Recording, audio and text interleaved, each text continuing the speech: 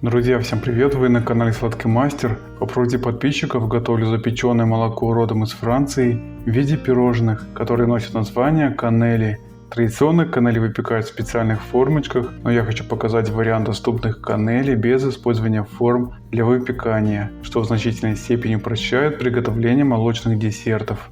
По данному рецепту пирожные получаются очень вкусные, с ярким сливочно-карамельным ароматом. Все особенности рецепта смотрите в рекомендациях. Сотейник с молоком установил на умеренный огонь. В муку всыпаю сахар и перемешиваю.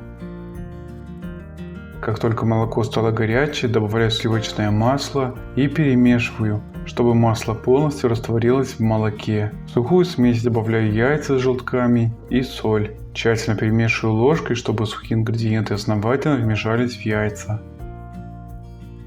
Порционно в 3 приема добавляю горячее молоко и после каждой порции тщательно вымешиваю. Добавляю ванильный экстракт и коньяк.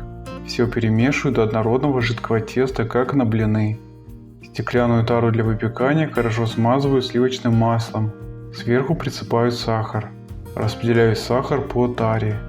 В чашу вливаю сразу все тесто. Убираю тару с тестом в предварительно разогретую до 170 градусов духовку на 70 минут. Готовую выпечку оставляю до полного остывания, а затем убираю в холодильник. После холодильника ножом отделяю выпечку от бортов чаши. Сверху выкладываю клубнику. Перед подачей рекомендую десерт обсыпать сахарной пудрой.